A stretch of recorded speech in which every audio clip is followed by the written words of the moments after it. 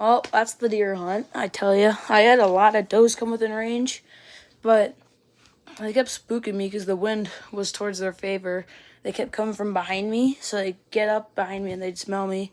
Like, there was a lot of nice 4x4s out there today, though, and there was a ton of does. I had a few options. I had a doe, but I was holding out for a buck, and I see much in this one doe, so I pulled back, and then it went behind this tree, so I couldn't shoot it. It was still a pretty fun hunt, though. Got a lot of footage, so see you on the next one. Most of the does were out in the field, like out in front of me, but I had a few come into like 20. I was about to shoot, but it didn't really work out. I could have had a shot tonight, didn't really. It was just a doe. And then my buddy Gavin, so there was Gavin over here, Reed, me, and then Nick over here.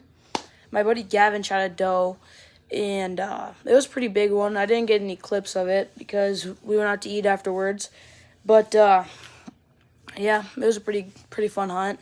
I'll see you on the next one.